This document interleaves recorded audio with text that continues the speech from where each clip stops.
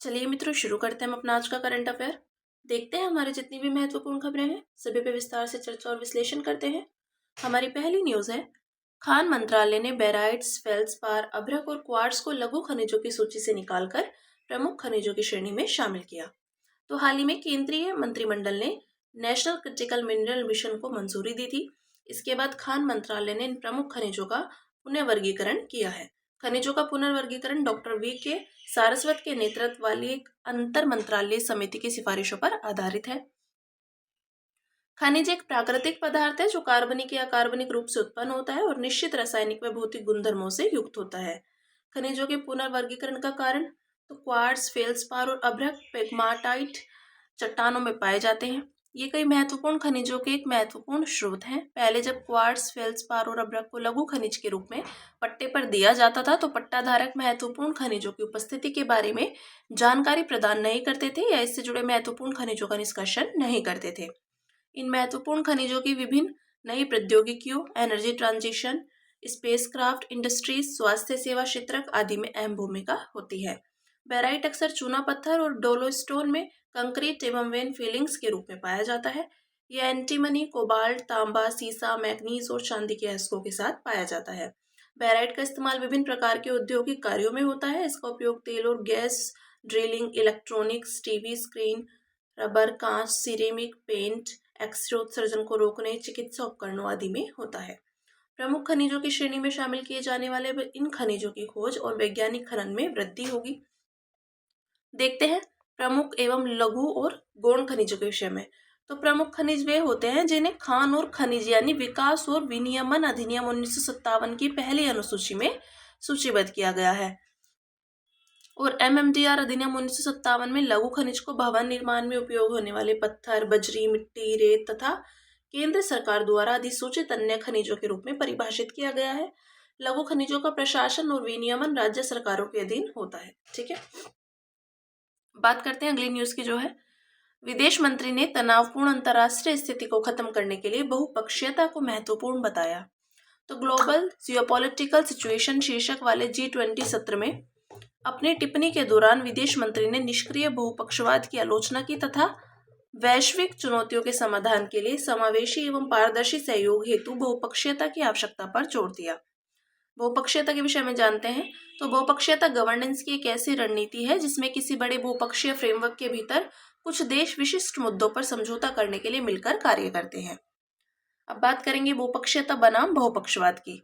तो बहुपक्षवाद बहुपक्षीयता से भिन्न होता है क्योंकि इसमें संधियां या समझौते पूरे अंतर्राष्ट्रीय समुदाय या उसके अधिकांश सदस्यों के बीच किए जाते हैं। इसके विपरीत बहुपक्षीयता अधिक लचीली और केंद्रित व्यवस्था है। यह बहुपक्षवाद की व्यापक लेकिन अक्सर धीमी और जटिल सर्वसम्मति वाली प्रक्रिया से काफी भिन्न होती है। बहुपक्षीयता में वृद्धि के कारण जानते हैं। तो तेजी से निर्णय लेना, मल्टीलेटरल वार्ता में बहुत अधिक समय लगता है और वार्ता में अक्सर देरी होती है, जबकि बहुपक्षीयता इन सब से बचाता है। उदाहरण के लिए WTO के अपीलीय निकाय के पंगु हो जाने की स्थिति में समस्या का समाधान करने के लिए multi party interim appeal arrangement का गठन किया गया है। आगे विशिष्ट मुद्दों पर ध्यान केंद्रित करना। तो बहुपक्षीयता प्रमुख क्षेत्रों में टारगेटेड सहयोग को संभव बनाता है। उदाहरण के लिए मिनरल सिक्योरिटी पार्टनरशिप, जो महत्वपूर्ण खनिजों की आपूर्ति श्रृंखला को सुरक्षित करने और चीन पर निर्भरता को कम करने के लिए अमेरिका के नेतृत्व में संचालित एक पहल है। फिर नेक्स्ट है मल्टीलेटरल गतिरोधों को दरकिनार करना। तो बहुपक्षीयता वैश्विक संस्थानों में उत्पन्न होने वाले गतिरोधों को दूर करने में मदद करती है। उदाहरण के लिए WTO दोहा और दौर की विफलता के कारण कई देशों में आपस में क्षेत्रीय व्यापार समझौते किए। रणनीतिक गठबंधन और भू राजनीतिक बदलाव। तो मौजूदा दौर में ज्यादातर देश व्यापार, प्रौद्योगिकी और सुरक्षा के क्षेत्र में सहयोग बढ़ाने के लिए प्लूरिलेटरल समझौतों के माध्यम से रणनीतिक गठबंधन बना रहे हैं। उदाहरण के लिए ऑक्स। ठीक है, अब देखते हैं भारत का बहुपक्षीयता की ओर झुकाव। तो रणनीतिक साझेदारी, भारत एक तरफ जहां अमेरिका के नेतृत्व वाले क्वाड में शामिल हुआ है, वहीं दूसरी तरफ भारत ने रूस, भारत, चीन रणनीतिक त्रिकोण को भी बनाए रखा है। यह भारत की कूटनीतिक लचीलेपन की क्षमता को प्रदर्शित करता है। क्षेत्रीय नेतृत्व, तो भारत क्षेत्रीय प्लूरिलेटरल पहलों का नेतृत्व करता है। उदाहरण के लिए अंतर्राष्ट्रीय सौर गठबंधन 2016। फिर है संकट प्रबंधन। तो बहुपक्षीयता भारत को बिना किसी पक्ष को चुने सभी हितधारकों से संवाद करने की अनुमति देती है। इससे भारत की कूटनीतिक विश्वसनीयता बढ़ती है। उदाहरण के लिए भारत ने यूक्रेन युद्ध और पश्चिम एशिया के मामले में परस्पर विरोध शक्तियों के साथ अपने मजबूत संबंधों को बनाए रखा है। नेक्स्ट है भारत की बहुपक्षीयता की रणनीति। तो अमेरिका के साथ सहयोग, चीन के साथ संतुलन, यूरोप के साथ संबंधों को बढ़ावा, रूस के साथ भरोसा और जापान को सक्रिय भूमिका में लाना। The India way, S Jaishankar. अब बात करते हैं अपनी अगली न्यूज की, जो है प्रधानमंत्री ने गवर्नेंस में राज्य की भूमिका को सीमित करने के लिए एक डिरेगुलेशन कमीशन के गठन का विचार रखा। तो प्रधानमंत्री ने जन विश्वास विधेयक 2.0 के माध्यम से सरकार के प्रयासों को रेखांकित किया, जिसका उद्देश्य विनियम के बोझ को कम कर नौकरशाही से जुड़ी बाधाओं को दूर करना है। जन विश्वास विधेयक 2.0, तो इसकी घोषणा केंद्रीय बजट 2025-26 में की गई है। इसका उद्देश्य इज ऑफ डूइंग बिजनेस को बढ़ाने के लिए 100 से अधिक पुराने कानूनी प्रावधानों के अपराध के दायरे से बाहर करना है। इसके विषय में जानते हैं। तो किसी उद्योग पर सरकार की निगरानी को कम या समाप्त करने की प्रक्रिया को डिरेगुलेशन कहा जाता है। दूसरे देशों में डिरेगुलेशन से जुड़ी पहले तो संयुक्त राज्य अमेरिका की बात करें तो सरकारी दक्षता विभाग यानी department of government efficiency, United kingdom बेहतर विनियमन फ्रेमवर्क, बेटर रेगुलेशन फ्रेमवर्क, और न्यूजीलैंड में विनियमन मंत्रालय यानी मिनिस्ट्री ऑफ रेगुलेशन है। आर्थिक गतिविधियों को बढ़ावा देने के लिए डीरेगुलेशन का महत्व। तो आर्थिक समृद्धि को बढ़ावा। भारत को 8% की समृद्धि दर हासिल करने के लिए निवेश दर को 31% से बढ़ाकर 35% तक करने की आवश्यकता है।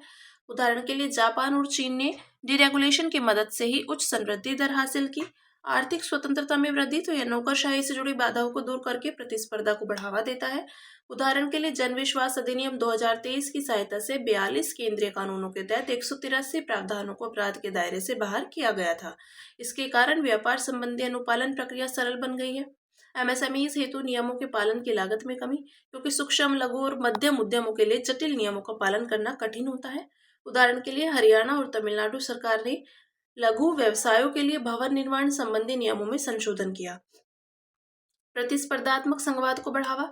तो राज्य सरकारें एक दूसरे के डिरेगुलेशन प्रयासों में सीखकर औद्योगिक गतिविधियों को बढ़ावा दे सकती है। उदाहरण के लिए आंध्र प्रदेश, कर्नाटक और हरियाणा सरकार ने महिलाओं के लिए नाइट शिफ्ट में काम करने पर रोक लगाने में ढील दी है, जिससे महिलाओं के लिए रोजगार के अवसर बढ़े।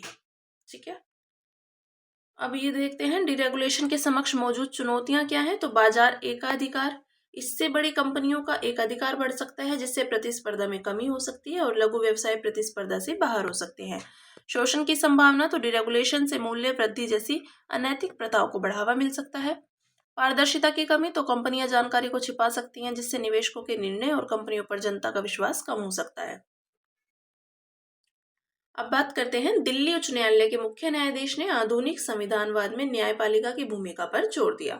तो एक लेक्चर देते हुए उन्होंने संविधान के होने और संविधानवाद का पालन करने के बीच अंतर करने की आवश्यकता पर भी जोर दिया।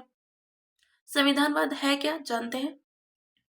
संविधानवाद की अवधारणा के अनुसार सरकार की शक्तियों को कानूनी रूप से सीमित किया जा सकता है और किया जाना चाहिए। इसके अलावा संविधानवाद के अनुसार सरकार की शक्ति या वैधता कानूनी सीमाओं का पालन करने पर निर्भर करती है।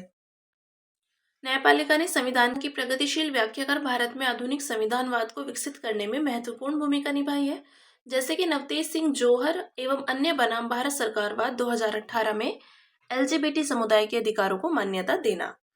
भारत में संविधानवाद, तो संविधान की सर्वोच्चता। भारत का संविधान देश का सर्वोच्च कानून है और सभी कानून तथा नीतियां इसके अनुरूप होने चाहिए। अनुच्छेद 13। मौलिक अधिकार और नीति निर्देशक सिद्धांत, व्यक्तिगत स्वतंत्रता की रक्षा और सामाजिक न्याय को बढ़ावा देने के लिए सरकार का मार्गदर्शन।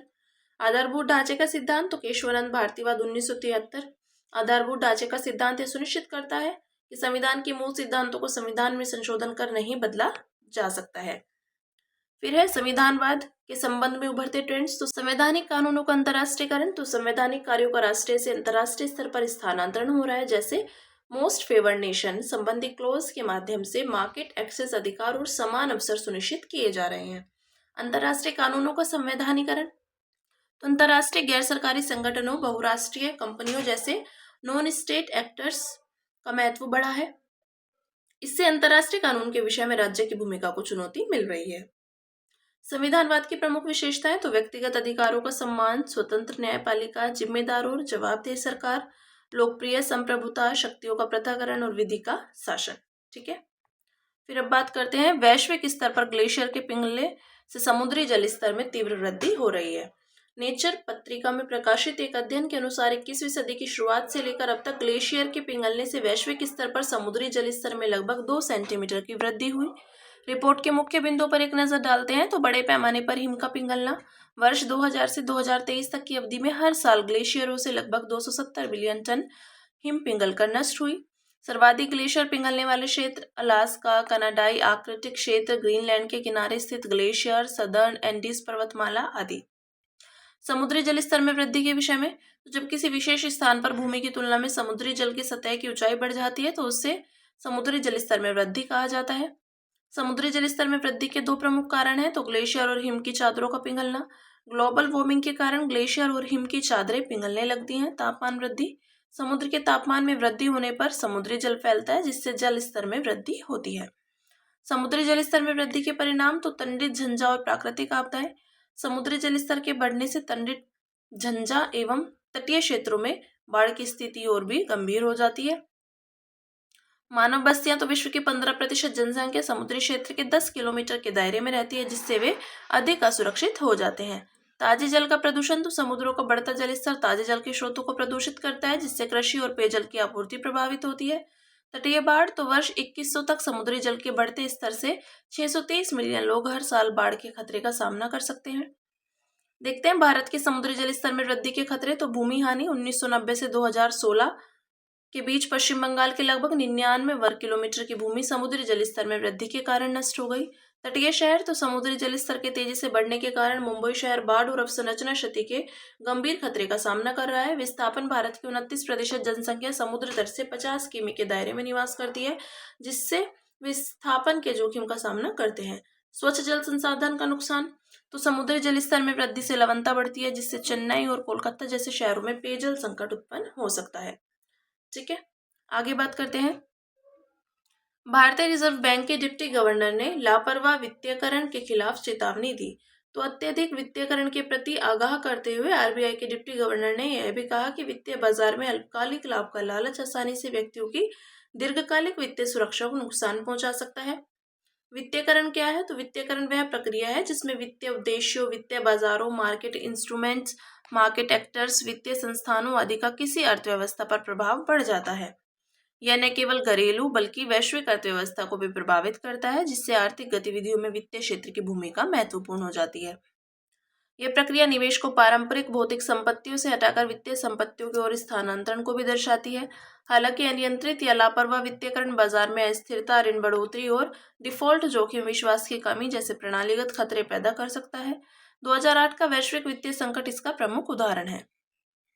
अब बात करते हैं अनियंत्रित या लापरवाह वित्तीयकरण में वृद्धि के कारण, तो अत्यधिक ऋण की उपलब्धता, असुरक्षित ऋण और मार्जिन ट्रेडिंग तक आसान पहुंच स्पेकुलेशन को बढ़ावा देती है जिससे वित्तीय अस्थिरता बढ़ती है।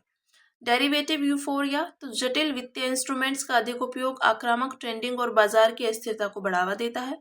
हाई फ्रीक्वेंसी ट्रेडिंग का प्रसार, एल्गोरिथम आधारित ट्रेडिंग बाजार की गतिविधियों को तेज करती है जो अक्सर सामान्य स्तर से अधिक हो जाती है। वित्तीय निरक्षरता, तो खुदरा निवेशक प्राय जोखिम को समझे बिना स्पेकुलेटिव ट्रेडिंग में शामिल होते हैं जिससे भारी नुकसान होता है और बाजार में अस्थिरता बढ़ती है।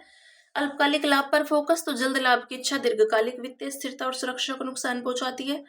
तकनीकी जोखिम, एआई ड्रिवन ट्रेडिंग मॉडल में पारदर्शिता की कमी होती है जिससे प्रणालीगत जोखिम बढ़ जाता है। खुदरा निवेश में अपने प्रतिस्पर्धियों का दबाव, तो सोशल मीडिया के प्रभाव और हर्ड मेंटालिटी के कारण अनुभवहीन निवेशक स्पेकुलेटिव में ट्रेडिंग में भाग लेने लगते हैं। ठीक है, इसमें देखते हैं लापरवाह वित्तीयकरण से निपटने के उपाय। तो वित्तीय साक्षरता में वृद्धि, विनियम के निगरानी को मजबूत करना, जिम्मेदार तरीके से ऋण देने की व्यवस्था को बढ़ावा देना, विनियमन और नवाचार के बीच संतुलन, सक्रिय भागीदारी के साथ वित्तीय समावेशन को बढ़ावा देना और एआई ड्रिवन फाइनेंस में मानवीय निगरानी। ठीक है, अब बात करेंगे अन्य सुर्खियों की जिसमें पहली न्यूज है भारतीय चिकित्सा पद्धति राष्ट्रीय आयोग। तो एनसीआईएसएम ने देश के प्राकृतिक परीक्षण अभियान के पहले चरण को पूरा कर 5 गिनीज वर्ल्ड रिकॉर्ड स्थापित किए। यह भारतीय चिकित्सा पद्धति राष्ट्रीय आयोग अधिनियम 2020 के तहत गठित एक वैधानिक संस्था है। इसमें 29 सदस्य होते हैं जिन्हें केंद्र सरकार द्वारा नियुक्त किया जाता है। मंत्रालय है आयुष मंत्रालय। एनसीआईएसएम के उद्देश्य, तो सुधार, आयुर्वेद, यूनानी, सिद्ध और सोवा रिगपा चिकित्सा शिक्षा पद्धति को बढ़ावा देना तथा सभी के लिए पर्याप्त एवं शिक्षित कार्यबल की उपलब्धता सुनिश्चित करना, बढ़ावा अनुसंधान आधारित AUS और SR प्रैक्टिस और पारदर्शी संस्थागत मूल्यांकन को बढ़ावा देना, विनियमन, पंजीकरण, नैतिक दिशा निर्देशों और शिकायत निवारण के माध्यम से AUS और SR मानकों को विनियमित करना। नेक्स्ट है बंगाल की खाड़ी अंतर सरकारी संगठन। तो भारत ने BOB PIGO की अध्यक्षता संभाली उत्पत्ति इसकी 2003 में, और यह एक अंतर सरकारी संगठन है जो बंगाल की खाड़ी क्षेत्र में संधारणीय तटीय मत्स्य पालन के लिए सहयोग को बढ़ावा देता है और तकनीकी सलाह प्रदान करता है। सदस्य हैं बांग्लादेश, भारत, मालदीव और श्रीलंका। इंडोनेशिया, मलेशिया, म्यांमार और थाईलैंड नॉन कॉन्ट्रैक्टिंग सहयोगी पक्षकार हैं। बंगाल की खाड़ी large marine ecosystem project second उद्देश्य है सजीव समुद्री संसाधनों के अति दोहन, महत्वपूर्ण पर्यावासों के क्षरण तथा जल प्रदूषण से संबंधित मुद्दों पर ध्यान देना। योजना की अवधि है 5 वर्ष, 2023 से 2028 की एक परियोजना है और वैश्विक पर्यावरण सुविधा इसकी फंडिंग कर रहा है। अगली न्यूज, मुद्रा खरीदी या बिक्री स्वैप। तो RBI ने तरलता में सुधार के लिए 10 बिलियन USD INR के स्वैप की योजना बनाई। स्वैप एक वित्तीय साधन है जिसका उपयोग बैंकिंग प्रणाली में तरलता प्रबंधन के लिए किया जाता है।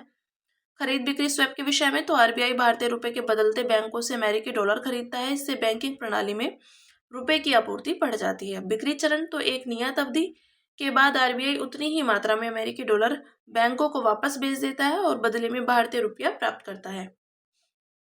Next, extinction filtering. तो एक अध्ययन में पाया गया है कि संरक्षित क्षेत्रों के बाहर मानवीय गतिविधियों के कारण जैव विविधता को नुकसान पहुंचता है तथा एक्सटिंक्शन फिल्टरिंग के कारण संवेदनशील प्रजातियां लुप्त हो जाती है। इसके विषय में जानते हैं। और तो एक्सटिंक्शन फिल्टरिंग वह प्रक्रिया है जिसमें मानवीय व्यवधान के कारण संवेदनशील प्रजातियां लुप्त हो जाती है। इसमें केवल वे प्रजातियां ही बच पाती हैं जो खराब हो चुके लैंडस्केप में जीवित रहने में सक्षम होती हैं। जैव विविधता की हानि के इस पैटर्न के परिणाम स्वरूप उष्ण कटिबंधीय वनों में प्रजातियों की विविधता में कमी और एकरूपता में वृद्धि वाली आबादी देखने को मिलती है। चिंता समय के साथ एक्सटिंक्शन फिल्टरिंग के कारण संपूर्ण पारिस्थितिकी तंत्र कमजोर हो जाता है और पर्यावरणीय परिवर्तनों से उबरने की उनकी क्षमता कम हो जाती है। नेक्स्ट है गल्फ ऑफ टॉनकिन। तो हाल ही में वियतनाम की सरकार ने गल्फ ऑफ टॉनकिन आधार रेखा का मानचित्र प्रकाशित किया। आधार रेखा का उपयोग प्रादेशिक जल क्षेत्र और अनन्य आर्थिक क्षेत्र की सीमा निर्धारित करने के लिए किया जाता है। इसके विषय में देखते हैं। तो वियतनाम गल्फ ऑफ टॉनकिन में चीन के साथ समुद्री सीमा साझा करता है। यह दक्षिण चीन सागर का उत्तर पश्चिमी भाग, यह चीन उत्तर और पूर्व, हैनान द्वीप पूर्व में और उत्तरी वियतनाम पश्चिम से घिरा हुआ है। वियतनाम की रेड रिवर इसमें आकर मिल जाती है। इसमें मुख्य बंदरगाहों में उत्तरी वियतनाम में अवस्थित बेन, थुयु और हेफोंग तथा चीन में अवस्थित वी हाई वी यानी पखोई शामिल है। नेक्स्ट है पेरोवस्काइट LEDs। तो पेरोवस्काइट लाइटिंग एमिटिंग डायोड्स के जरिए अगली पीढ़ी की प्रकाश तकनीक में सुधार के लिए एक नई तकनीक विकसित की गई। यह ऑर्गेनिक LEDs और क्वांटम डॉट LEDs के फायदों को एकीकृत करता है। यह ऊष्मा और नमी के प्रति उनकी संवेदनशीलता तथा रंग अस्थिरता को कम करता है। इससे अधिक कुशल और टिकाऊ ऑप्टो इलेक्ट्रॉनिक उपकरणों के निर्माण की संभावना बढ़ती है। OLEDs मोनोलिथिक सॉलिड स्टेट वाली डिवाइस है जो आमतौर पर दो पतली फिल्म प्रवाहकीय इलेक्ट्रोड के बीच रखी गई कार्बनिक पतली फिल्म की परतों से बने होते हैं। QLED डिस्प्ले तकनीक क्वांटम डॉट्स का उपयोग करती है जिससे चमकदार और उच्च गुणवत्ता वाली छवियां उत्पन्न होती है। ठीक है, आगे देखते हैं भारत टेक ट्रायम्फ प्रोग्राम। तो भारत में डिजिटल और ऑनलाइन गेमिंग को बढ़ावा देने के लिए भारत टेक ट्रायम्फ प्रोग्राम शुरू किया गया। इसे interactive entertainment and innovation council ने सूचना और प्रसारण मंत्रालय की साझेदारी में शुरू किया है। उद्देश्य है अंतर्राष्ट्रीय मंच पर भारत के गेमिंग टैलेंट को पहचानना और प्रदर्शित करना। यह भारतीय इनोवेटर्स को अपनी विशेषज्ञता प्रदर्शित करने और अंतर्राष्ट्रीय गेमिंग उद्योग में भारत की भागीदारी बढ़ाने के लिए एक वैश्विक मंच प्रदान करेगा। Next, digital brand identity manual. तो इलेक्ट्रॉनिक्स और सूचना प्रौद्योगिकी मंत्रालय ने सरकार की डिजिटल उपस्थिति को सुसंगत बनाने के लिए डिजिटल ब्रांड आइडेंटिटी मैनुअल जारी किया। यह पहल सरकारी वेबसाइट्स को सरल और मानकीकृत बनाने पर केंद्रित है। लक्ष्य है नागरिकों के लिए सरकारी वेबसाइटों को नेविगेट करना आसान बनाना और आवश्यक सरकारी सेवाओं तक सुगम पहुंच सुनिश्चित करना। उद्देश्य सेवा वितरण को प्रभावी बनाना, सरकारी मंत्रालयों में बेहतर संचार सुनिश्चित करना, सरकारी प्राथमिकताओं को अधिक पारदर्शी बनाना आदि। महत्व है ये यूनिफॉर्म गवर्नेंस की शुरुआत करके सरकार के न्यूनतम सरकार और अधिकतम शासन दृष्टिकोण को बढ़ावा देगा। ठीक अंत में बात करेंगे सुर्खियों में रहे स्थल की, जो है ऑस्ट्रेलिया, राजधानी है कैनबरा। तो भारतीय विदेश मंत्री ने ऑस्ट्रेलिया के विदेश मंत्री के साथ हिंद प्रशांत क्षेत्र से जुड़े मुद्दों पर चर्चा की। ऑस्ट्रेलिया एक देश और महाद्वीप दोनों है। ये पूरी तरह से हिंद और प्रशांत महासागर से घिरा हुआ है। यह किसी भी देश के साथ भूमि सीमा साझा नहीं करता है। समुद्री सीमाएं इसके पश्चिम और दक्षिण में हिंद महासागर, पूर्व में प्रशांत महासागर, उत्तर पूर्व में कोरल सागर, उत्तर पश्चिम में तिमोर, उत्तर में अराफुरा सागर और दक्षिण पूर्व में तस्मान सागर स्थित है। भौगोलिक विशेषताएं तो ऑस्ट्रेलिया दुनिया का सबसे छोटा, सबसे समतल और अंटार्कटिका के बाद सबसे शुष्क महाद्वीप है। प्रमुख नदियां हैं मरे सबसे लंबी और डार्लिंग। लेकर आयर बेसिन दुनिया की सबसे बड़ी अंतर्देशीय जल निकास वाली नदी प्रणालियों में से एक है। और अन्य उल्लेखनीय विशेषताएं तो ग्रेट बैरियर रीफ और ग्रेट डिवाइडिंग रेंज, ये ऑस्ट्रेलिया के पूर्वी तट के साथ विस्तृत पर्वत श्रृंखला। ठीक है, तो ये बात की ऑस्ट्रेलिया की। तो हमारी आज की जितनी भी महत्वपूर्ण खबरें थी, हमने सभी पे विस्तार से चर्चा और विश्लेषण किया। अब इसी के साथ मिलते हैं कल अपनी नई खबरों के साथ।